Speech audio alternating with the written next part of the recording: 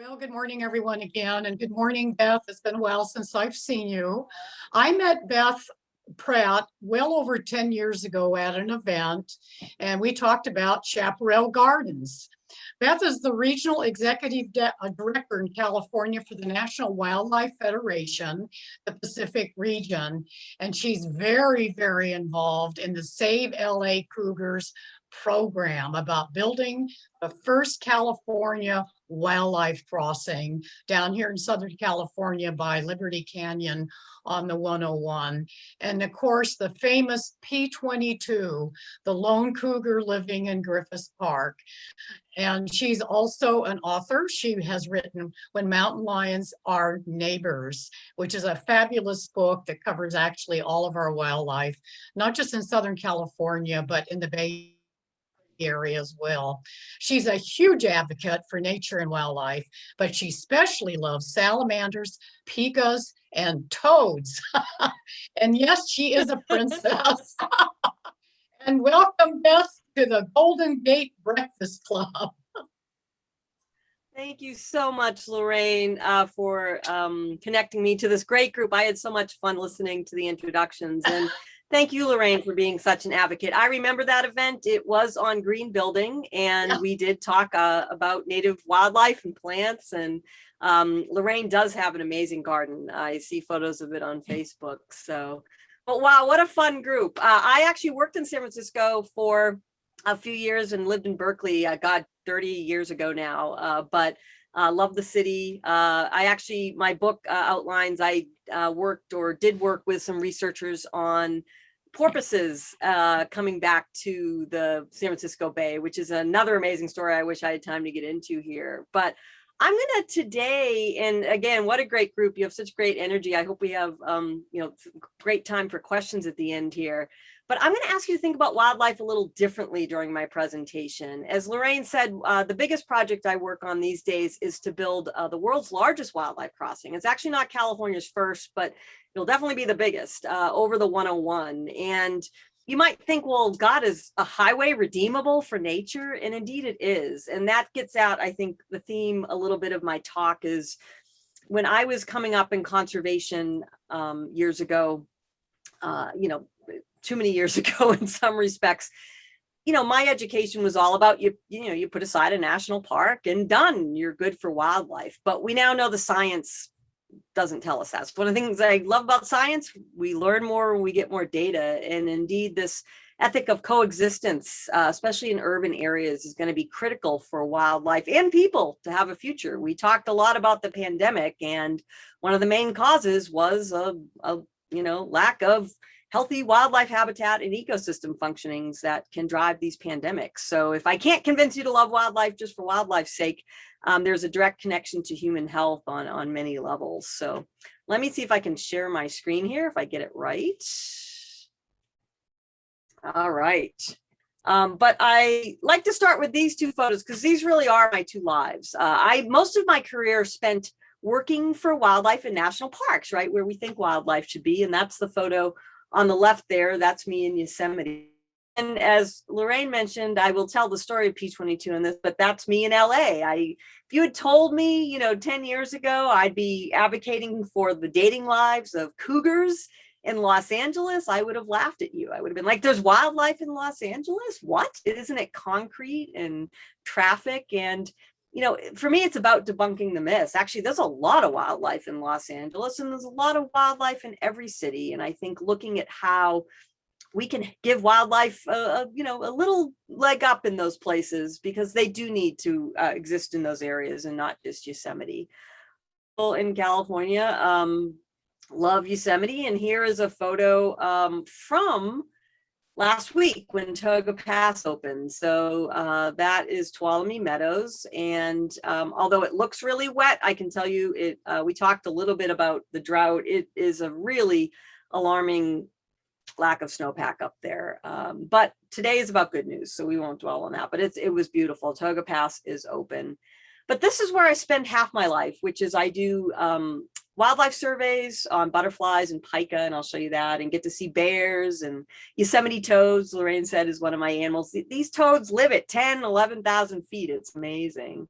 Butterflies. I do a lot with alpine butterflies and have been really getting into I mean, you talk about lessons from the wild world on resiliency, which we've all had to learn these past 2 years. These butterflies fly over passes at 12,000 and 13,000 feet, which leave me out of breath just hiking on them. So I often look to the wild world, and I think a lot of other people do, is someone talked about getting out in nature during the pandemic for sort of inspiration when we have to face challenging times. And here's a butterfly indeed flying at 12,000 feet over snow. Pika, though, remain one of my favorite animals. I don't know if those of you who've hiked in the Sierra have seen them. They are the most adorable animal on the planet.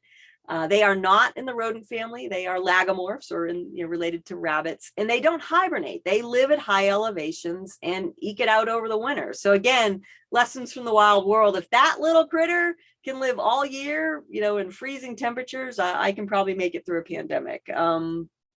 But this is my other life, which is, as I talked about, advocating for the dating lives of cougars of the cat kind, not the housewife kind. And I'll get into why the dating lives of cougars is really important. But it's an incredible, as much as we have a lot of fun with this, once in a lifetime campaign and conservation project that I'm just really so proud to be a part of. And I'll lead off with, this is what it all comes down to, is ensuring a future for this population of cats that live in the Santa Monica Mountains.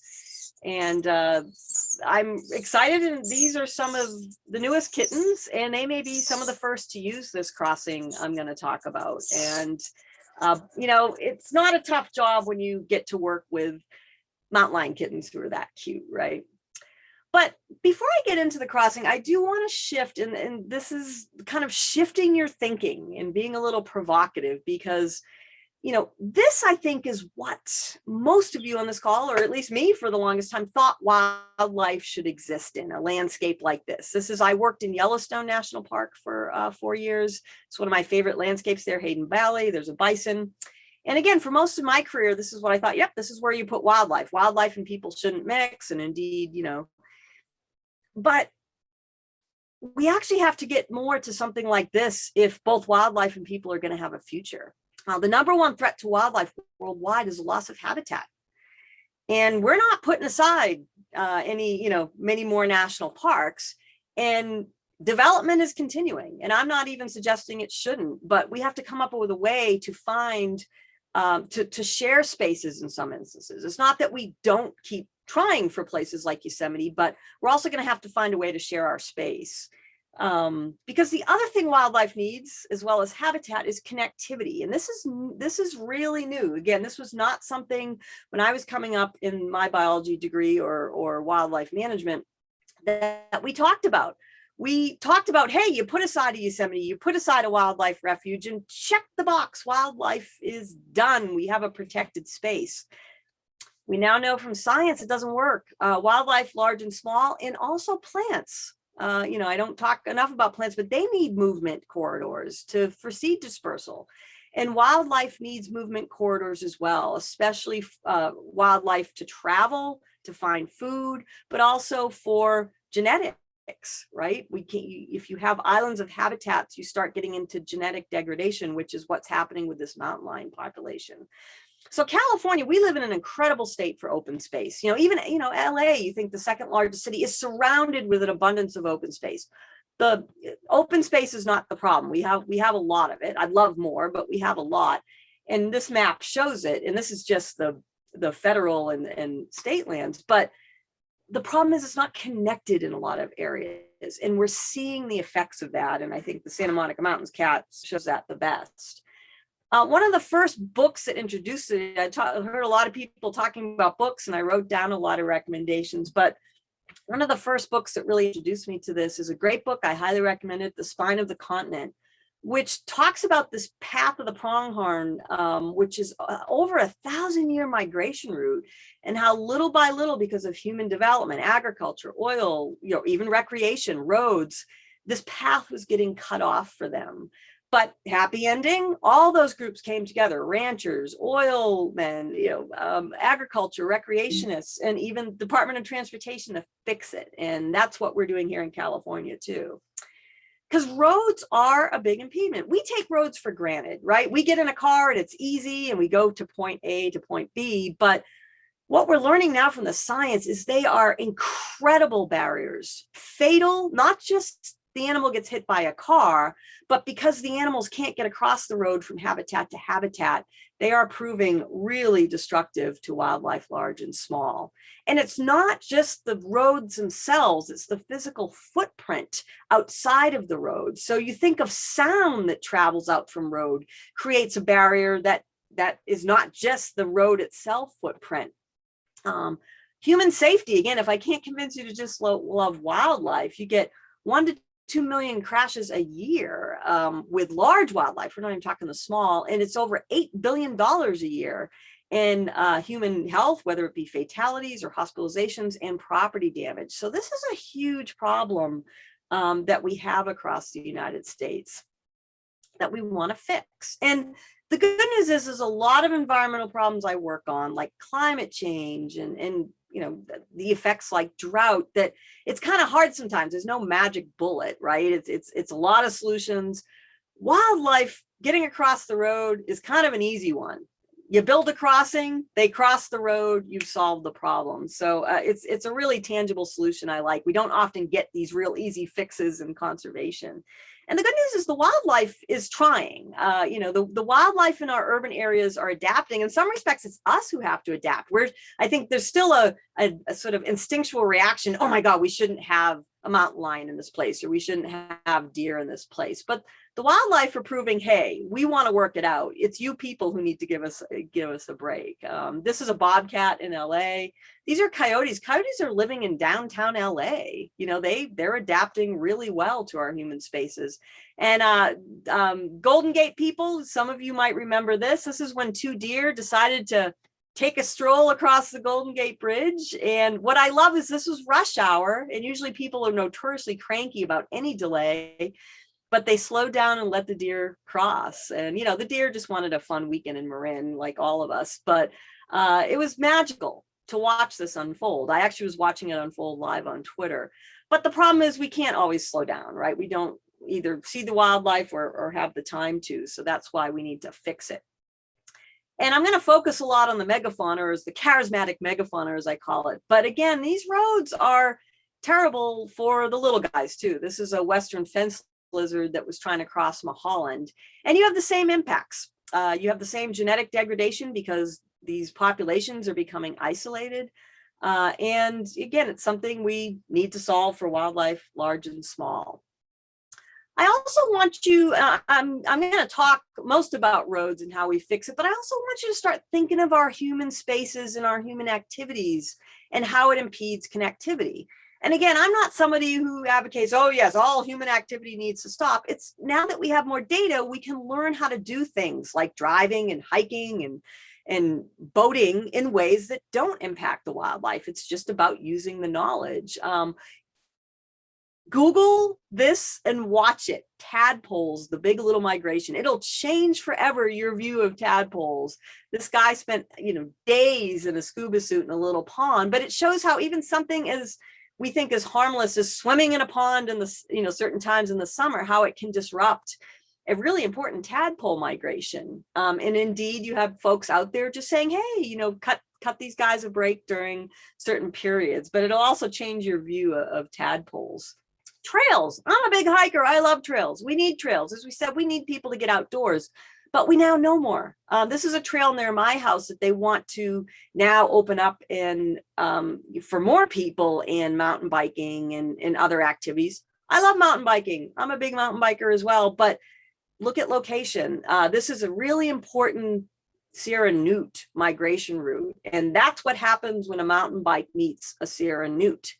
Now, mountain biking's great, but you're going fast and you're not often seeing the little things on the road. So, my point here is, okay, maybe this isn't the best place for mountain biking. There are alternative locations. So again, it's just about looking at uses in the biology of the area, and looking at how we can all coexist and come to the same goals. But we now have more information on how wildlife moves and needs the landscape. The border wall is another great example. I mean, not going to get into politics, but from a wildlife point of view, it has been disastrous. We're cutting off migration routes, you're cutting off travel routes for some very sensitive species. So, you know, I think there are ways, if you are somebody who wants security down there, to look at ways that may not impact the wildlife, because it has been absolutely destructive to wildlife down there to have those routes cut off. Why is my slide not working? There we go. Oh. I'm going to show you this animation. Hopefully I have the bandwidth. I have, we also think of, this is actually, watch the little blue dot. It is a whale trying to feed within shipping lanes. And it just shows you again how connectivity, even in places we don't think about. Oop. I'm not sure why that won't work. Let's see.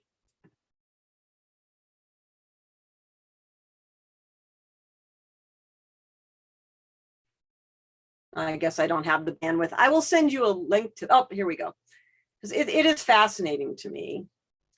So it's trying to move in between the shipping lanes. Again, it's not that we don't do shipping. We need it to fuel commerce, but we can use data about how whales move to either look at ways that we can warn them about shipping routes, you know, or during whale migration season or whale feeding seasons, maybe look at alternative routes. You can see this whale just pinging in between these shipping lanes, which to me is really fascinating. All right, let's try this again.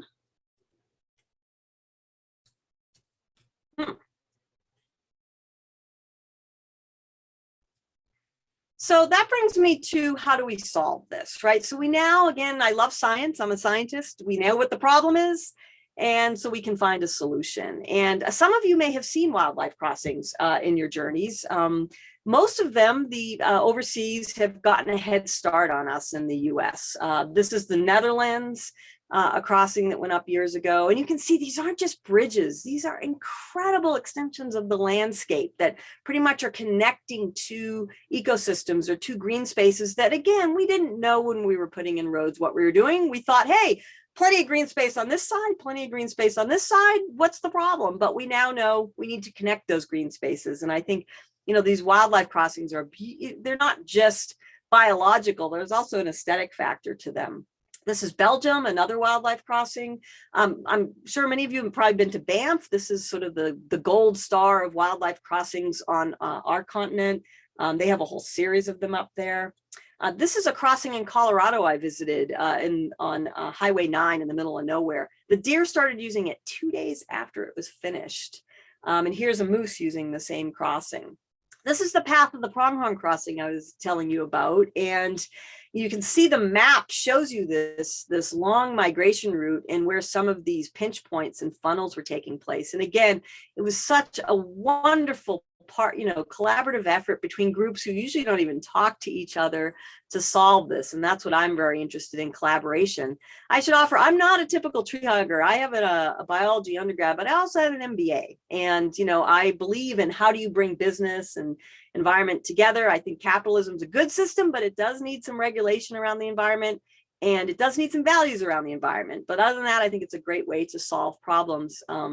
And if you are interested, Trappers Point during pronghorn season, there's a webcam and you can watch the pronghorn cross. It's really fascinating.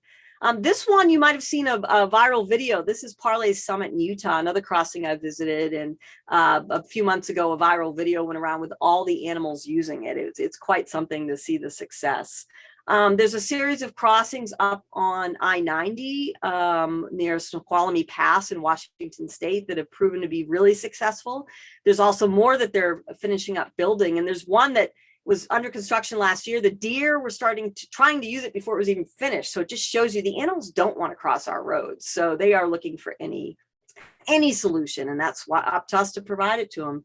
And then this just went up. I'm actually about to visit it. It's a crossing in Texas for both wildlife and people that connects these two parks. And it's now the country's largest crossing. But of course, California is not going to let Texas beat us for long. So once Liberty Canyon goes up, we'll be the biggest. And then also, I love this one, as Lorraine said, I love toads. And this is actually a toad crossing. They actually don't go on top, but they go under it. A lot of Yosemite toads were getting smushed by cars on this route. So they just elevated the road and the little toads use it. So it's pretty cool stuff. I do want to do a time correct. Am I okay to go a little longer? I know we started a little late. We okay? I want to be respectful, but so that brings me to Liberty Canyon. Again, I'm really proud to work on this project. It is doing things that have never been done before. Wildlife crossings are never new, but it's never been attempted in an urban setting like this, at least to this scale. It's going to be over one of the busiest freeways in the world, the 101. It gets about 300 to 400,000 cars a day. So I just love this coexistence that, well, you know, the cars can still do their thing. You're going to have wildlife walking over them. Just for context, like the Banff crossings, the highest traffic crossings I can find in the world are like Banff, 14,000 cars a day. So we have to look at things like sound and light mitigation, because, you know, we have things that these rural crossings don't. But this is an artist rendition of what it's going to look like. It's pretty cool. There's the mountain lion about to use it. This is the view from above. You can see we have to cross. The reason it is the biggest in the world, not because I wanted to be the biggest, I would happily have built the smallest, but the 101 freeway is 10 lanes, and we have to go over an access road as well. So this is just a monumental structure to get over it. I like this view because it really shows how we're reconnecting the ecosystem. What the 101 freeway did, and this is also unprecedented, a lot of these crossings are fixing a roadkill problem, right? They have roadkill. They don't want the animals to get killed. They don't want people getting hurt or killed when they're hitting the animals in the car. But what we're actually doing is a little different. We don't have as much roadkill as you'd think here, because the animals don't even try. I've stood on the side of that freeway at 2 a.m. and I wouldn't even try. That's how much traffic, it never slows. But what we are fixing is isolation. The 101 freeway cut off the Santa Monica Mountains from the rest of the world. Didn't know we were doing it when we built it, but it did. And again, the science is showing us that is causing genetic degradation and isolation, not just for the mountain lions, but for all species. You know, even the little stuff like lizards, you wouldn't think, well, they don't have to travel really far. No, but their research is showing, again, the populations are becoming isolated and that genetic exchange is not being facilitated. So this crossing is actually being designed for a variety of animals, including the mountain lion. And I don't like to show these a lot, but this is the reality of what happens when a car meets a mountain lion. Mountain lion's never going to win. And, they are very territory needy animals. This is P22, who was a cat in the study that was killed. He did what a good mountain lion needs to do, which is they live alone. They don't live in like packs, like, African lions live together. They are solitary animals that just come together to mate. For a couple days too. They very much love them and leave them. Mountain lion dads they're deadbeat dads. They have nothing to do with their kin. So they live solitary. They will often fight to the death for territory, and their territories are enormous, for male, 100, 150, 200 square miles. So they need to cross our roads if they're going to sustain themselves. And when they come of age, they have to find their own territory, or the dominant male in that area might kill them. So this is P32, who tried to do what a mountain lion should, and bam, he unfortunately got killed on the 5, trying to find a new home. And this map really, to me, says it all. It is showing, it's a little outdated, but all those colored areas are mountain lion territories. And we know that from the National Park Service has been doing a 20-year study almost, and they have over 100,000 GPS points. So we know a lot about how these animals move in such an urban setting. And what's happening here is that their territories are much smaller than they should be. And as you can see, they are absolutely defined by our roadways. They can't get out or in because they're getting hit by cars. And what this is causing, this is a map of all California, is again, that genetic isolation. This map, just in a quick nutshell, take the blue swath. That's where I live in the Sierra. I live right outside Yosemite National Park. And we have, even though we have roads, and I actually had a mountain lion hit near me, mountain lions have plenty of movement corridors. So they have a really genetically diverse population that extends in that whole blue swath. As do, those of you at least north of the Bay Area have the same thing. You have a nice wide range that the mountain lions can move. Look at the southern, tiny territories. They have no ability for movement or genetic exchange. And what we're now finding is birth defects. And this is the low bar we did not want to reach. It's what the Florida panther is just a mountain lion. It's just another name for mountain lion. They almost went extinct, and they were starting to show birth defects. And you may say, well, what's the big deal? A mountain lion can live with a kink tail, which is one of the birth defects. Sure, but what that next step is sterility. They're not even going to be able to breed because of this. And these mountain lions in the Santa Monica Mountains are inbreeding with their daughters and granddaughters and great-granddaughters. And we all know icky, right? But genetically not viable. And that's why, again, my job is to find them dates outside their families so that they can sustain themselves for the future. I know we're running behind, so I'm going to skip a little bit. So this is the Liberty Canyon Crossing area, and this is where we're going to put it. Agora Hills, if you're familiar with LA. Sorry, I might have UPS or somebody coming. Okay, everybody, we're not going to bark. And what you have here is the corridor we're trying to connect for Liberty Canyon. Let's see. Let me mute. And you can see that there's plenty of green space north and south. It's not connected. And that little red dot, the green space actually narrows down to the only 1,600 feet. Everything else is, the Kardashians live right next to this. It's Calabasas. You can see all that gray. So the wildlife are actually kind of being funneled to this point anyway. It's pretty interesting. So that's what we're going to do there. And how we're doing it gets to the sort of last thing I'll end on, which is P22. I don't know how many of you have heard of P22. He's a really famous mountain lion who lives in Griffith Park. And this is the famous photo taken by Steve Winter of him. And he has been there since 2012. He shows coexistence is absolutely possible with these animals. Again, we are not on their prey list. In fact, they stay away from people. They hear human voices. A study was done of this in Santa Cruz, and they flee. But he made this journey. He's one of the few cats that actually successfully crossed the 101 and the 405 and not get killed. But he's sort of marooned on this island of Griffith Park. If you're familiar with Griffith Park, it's in the middle of LA. It's not on the outskirts. And he's sort of made this choice that, hey, I'm not going back across those freeways again. Probably not going to get a girlfriend because there's no other cougar here. But you know what? There's plenty of deer. So, hey, Brad Pitt's living with bachelorhood. I can as well. And this is the journey, just to give you some context, he made. I mean, he walked through places like Beverly Hills and Bel Air. Nobody even saw him. I mean, this shows you how stealthy these cats are. And their nickname is ghost cats.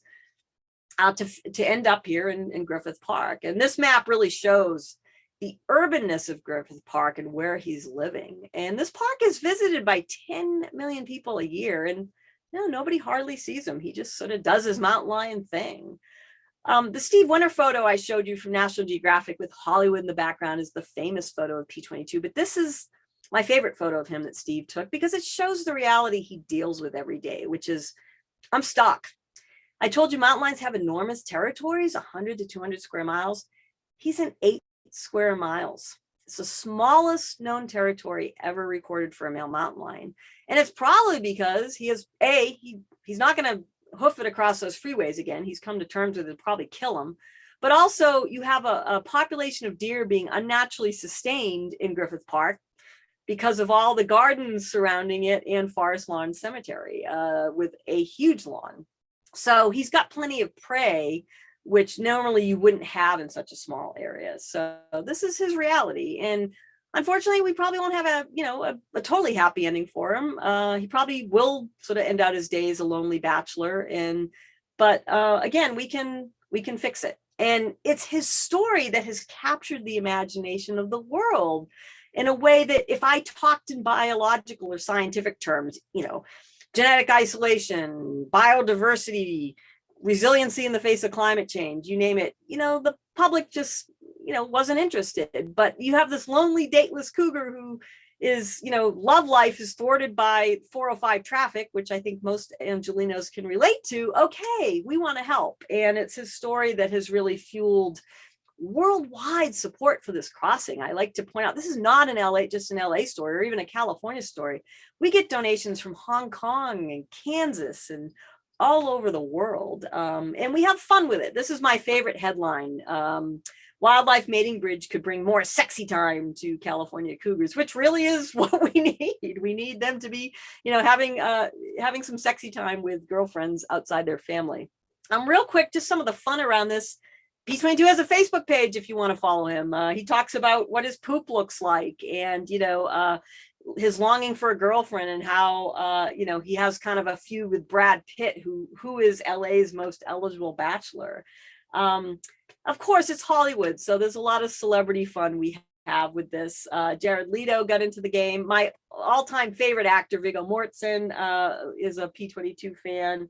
And we talk about, life after the, now that we're getting a little back to normal, although I'm not sure we'll ever be fully back to normal for a while. But this was my last photo before shutdown. We had an event in LA with Sean Penn and Leela George, his wife, who organized it. So that was kind of a fun, that meme that was, what's your last photo before shutdown? I had a winner.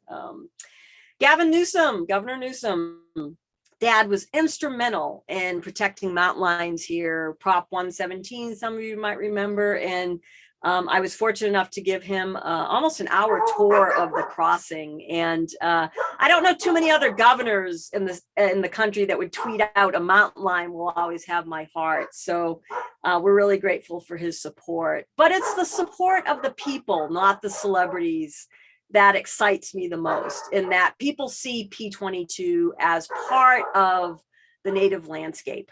In any other state in this country, P22 would have been removed or shot immediately in such a public park.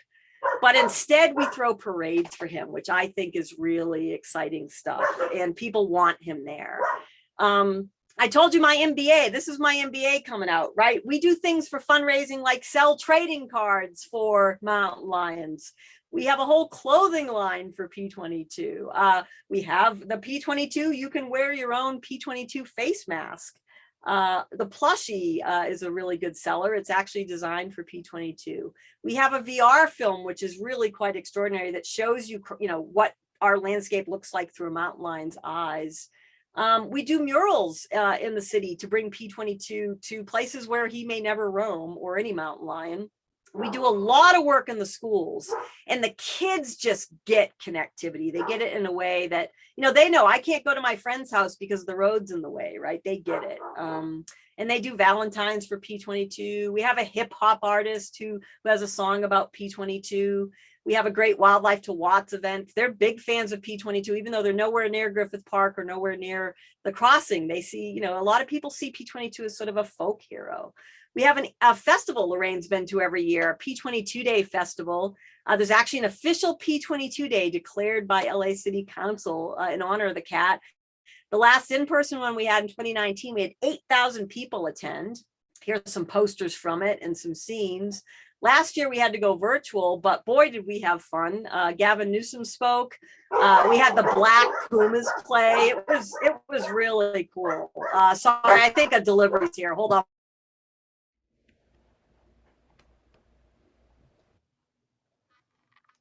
One of the downsides of 5 dogs is when somebody shows up, they're going to bark.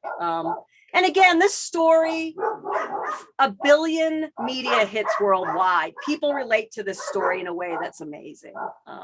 So I'm going to skip ahead to the end here and just tell you where we're at with the crossing, which is we have raised to date $44 million for this project. And if it's looking really good, if I keep doing my job, we will be breaking ground in November. We still have a little ways to go, but I can tell you behind the scenes, I think we got it covered. There's some more things. The Annenberg Foundation, a couple weeks ago, we made an announcement, put up a $25 million challenge grant for this crossing. So again, this is a great example of how government and private foundations and business are working together to create a solution so that we have mountain lions and all wildlife in the future, even in places like the Los Angeles area, which I think a lot of us are ready to write off. Like, why do we need wildlife there? But we do. We really do need wildlife there. So this is the future, a kitten, and this is what we're building the crossing for. No pressure, but National Geographic named us the #1 thing to look forward to in 2021. So we got to get this breaking ground and started. So again, thank you for your time today. I'm going to stop sharing. My contact information is there. If you have further questions, I know we don't have as much time for questions as we had hoped, but I'm happy to answer them after, and we'll go from there.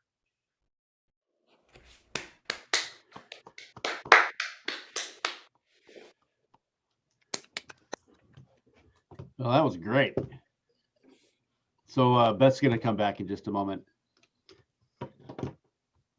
Hey, Beth, I have a question for you to start things off. Yep. You know, the design plans and moving forward, are architects that are doing the engineering on future road projects going to be incorporating these types of crossings? Because it would seem that if you incorporate it right from the very beginning, the cost basis is going to be much lower than trying to do it after the fact.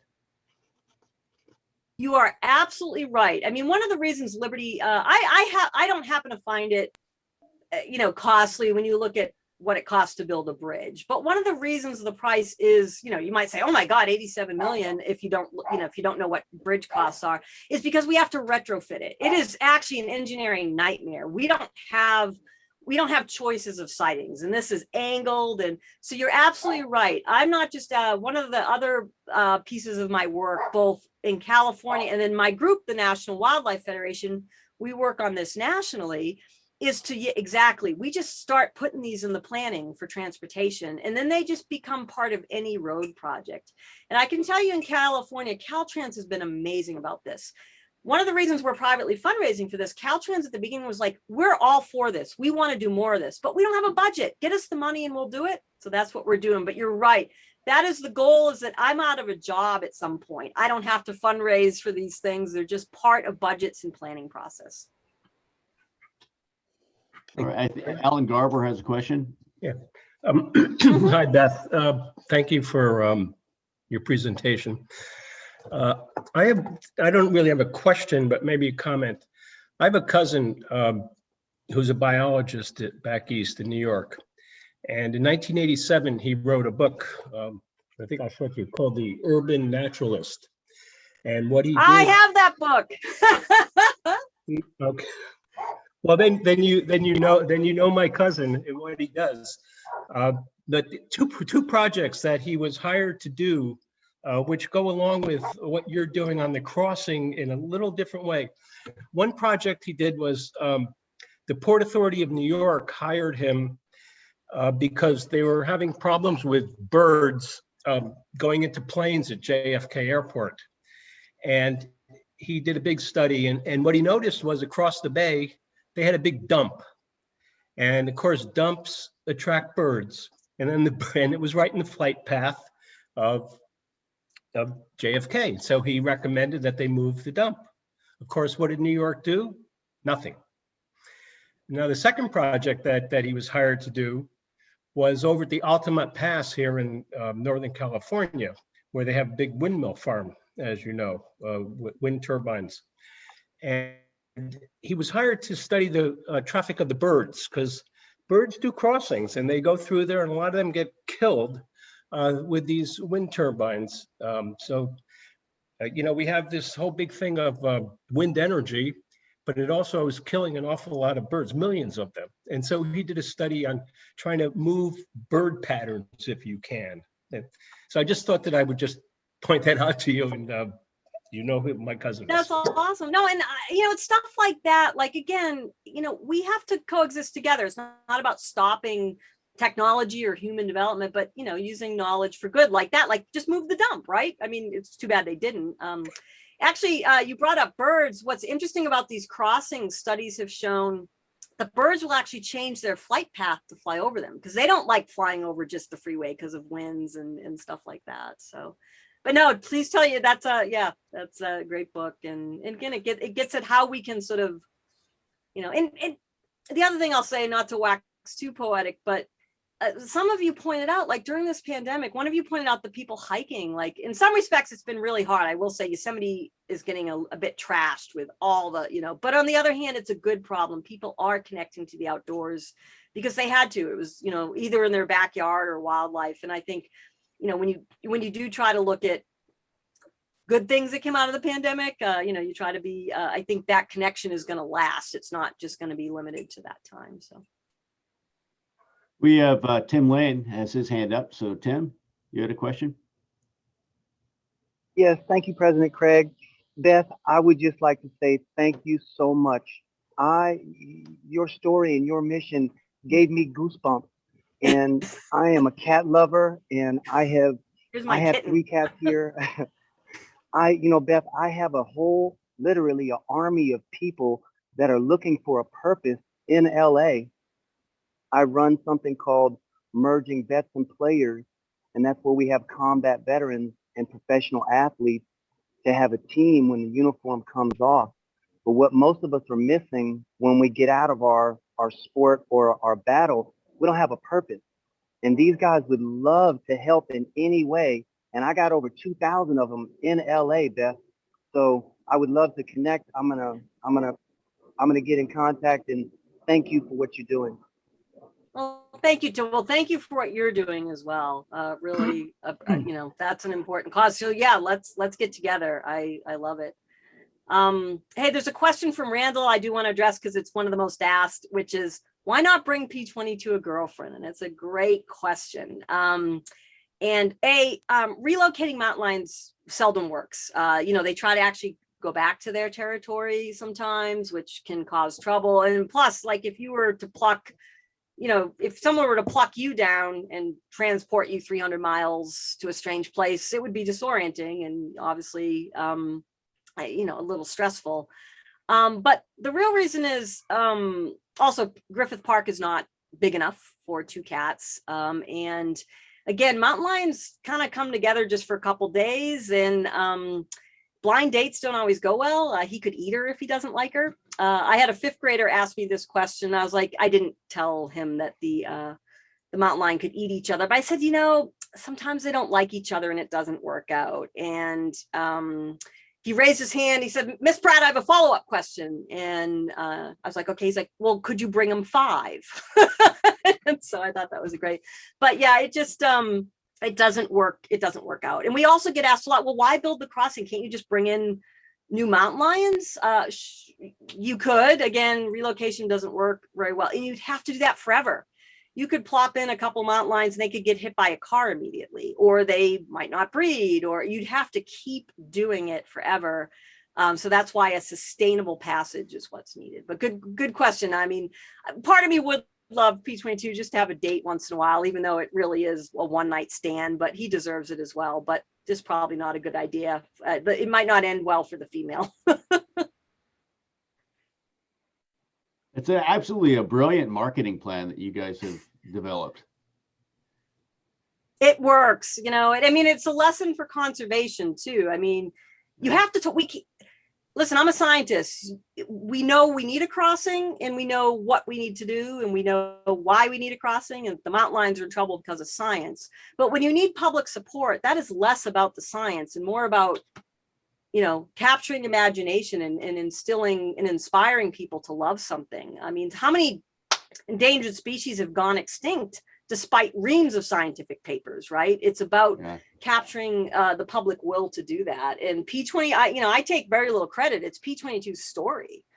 People just love, the last of his kind. He's lonely. It inspires them, and it helps them get connectivity in a way that all the scientific papers in the world won't. Not, again, you need the science, but when you need 87 million from the public for a wildlife crossing, that's the storytelling.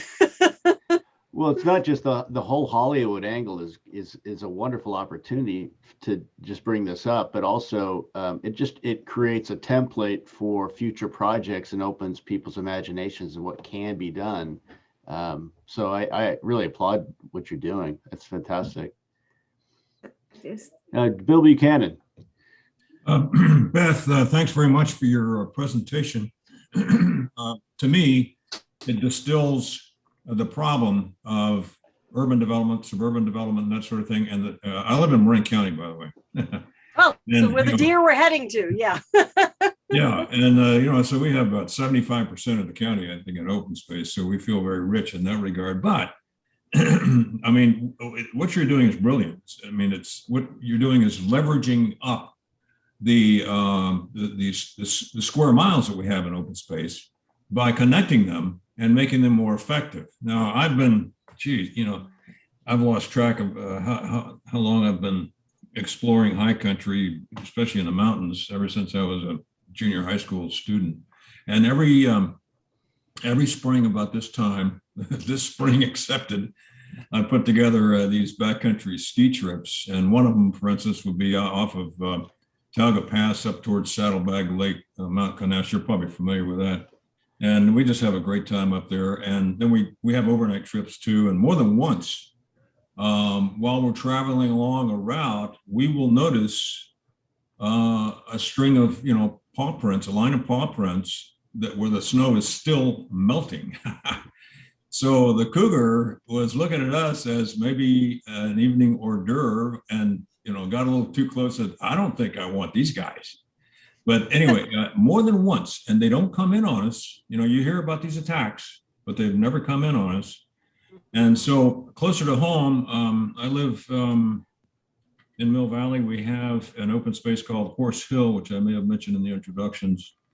And about 10 years ago, we had a surge in the coyote population to the point where people were losing dogs and cats. Posters were going up all over the place. So I got in touch with the county wildlife people and a whole bunch of different agencies and people, including the head of Project Coyote.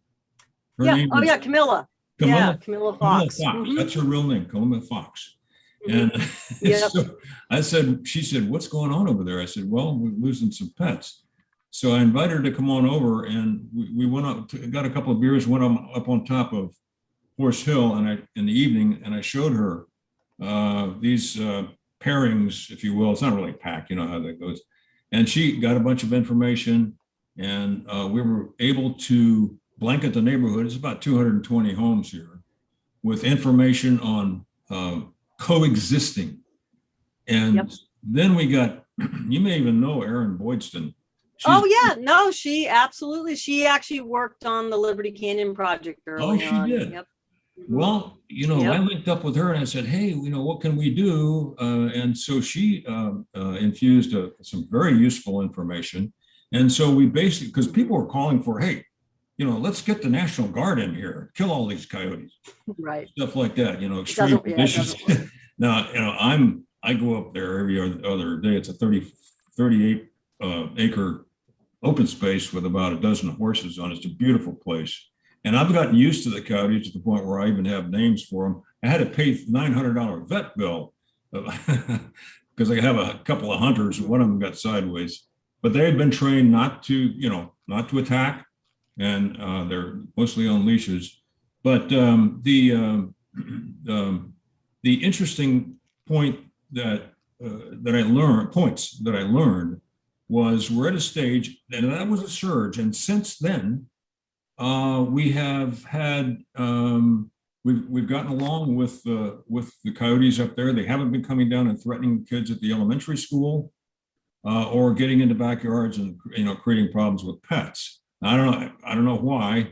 Animal Services from the Department of Agriculture had to come in and take down a big aggressive coyote that was actually attacking a woman who was running with her German Shepherd. And I think either Camilla or Erin identified him as a problem. They took him out. From that point on, the coyotes retreated back up to where they should be in the open space, and you can hear them singing at night. But we reached an accommodation. It was more or less like they had cell phones or something. I heard about Clinton being killed and said, hey, we better back down. But it's so important for people to become educated about how, what the zoology or biology is, whatever you call it, of the lifestyles of these coyotes and cougars, we haven't really had many Right. Cougars up here, and learn how to get along with them.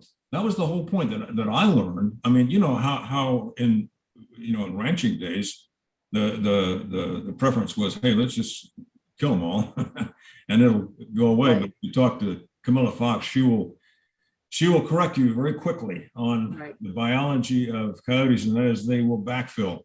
Any, It doesn't work. no, Right. it doesn't. Anyway, Anyway, that's what we've learned. The you've done some science great tells work, us and that. keep it up. I really Yeah. appreciate Well, your thank you, question. Bill, and thank you for Yeah. wanting to coexist. And that's Yeah. probably a good thing to end on. I skipped this because we were short on time, but let me just share my screen. I think coexistence is key, Bill. I'm glad you brought it up. And, you know, in a longer talk, I will focus on how to coexist. And, you know, it's not a coyote problem or a mountain lion problem. It's a people problem. This is the same thing in Yosemite with the bears. You know, they were being put down because they were getting into cars and food. Well, it wasn't the bears' fault. It was our fault. We were leaving food where they could access it. And so I think, again, looking at how our actions, like in your coyote situation, they were probably coming into contact with humans because of food sources, pet food being left out, or pets. Like, you've seen my 2 cats, they're indoors. They do not go outdoors. My dogs are usually fenced. They, you know, I have coyotes in my yard. So it's about, you know, being aware of our actions and how because we can coexist. I have 5 dogs and 2 cats and we coexist, but it is about looking at our actions. Because yeah, coyotes are a good example. We've been trying to exterminate them for 100 years and it ain't working. They're just going to keep coming back. So we better learn to coexist. But I think the good news for all wildlife encounters is 99.99% of encounters with wildlife and people end well. In fact, most of them end without you even knowing you've had a wildlife encounter. You know, wildlife is not out there waiting to get us. Even cougars, and this is mountain lion attacks, just so you know. That cougar who you saw the footprints, I'll tell you, you were in no danger. If a mountain lion wants to stalk and kill you, they are ghost cats, they are predators. You probably won't know. And they just don't see us as prey. In California, in 100 years, there's been less than 20 attacks, and that's with 40 million people. So it is terrible when it happens, and we don't want it to happen. But all I ask people to do is put the risk in perspective. You know, you should be more worried when you get in your car, when you look at the stats like I have on screen here. So, you know, and this applies to coyote attacks, are, you know, not as rare as mountain lions, but still pretty rare. So I think to end with the message, coexistence is really entirely possible, even with large predators like mountain lions. But Bill, you hit the nail on the head. It's just about us taking some responsibility and knowing somehow how our actions can actually get the animal into trouble. And, you know, it's like keeping matches away from a toddler, right? You wouldn't blame the toddler if they got the matches. They didn't know if they lit the fire, but it's about us, you know, taking that responsibility. And then you have such rich rewards. It's incredible to see a coyote in the yard. It's incredible to even see mountain lion tracks, if not a little, you know, okay, unnerving sometimes. I think almost everybody on this call can agree. We don't want to live in a world where there are no wildlife, even if there's that little risk. We are the better for it and the healthier for it. So anyway. Well, Beth, thank you so much for joining the Breakfast Club this morning. We appreciate it. You guys are great. What a great group. So much fun. I really enjoyed listening to all your introductions. And yeah, if you're in LA or interested to learn more about this project, or just let me know. I'll give you a tour of the crossing site. You know, Lorraine's been there several times, but thank you for being you. It was a great way to start the day with such a positive, fun group. And again, happy you have my email, or please share it, Craig, if people ask, if you have more questions about anything. If you have, like, you know, Bill brought up, you're having a coyote issue, happy to help. Please share And your my kitten email wants in the to say, chat. Thank you. I'm going to go ahead and end the yeah, recording sure. now, but we'll keep the room open for a few minutes. Yeah, I don't have to go right away if people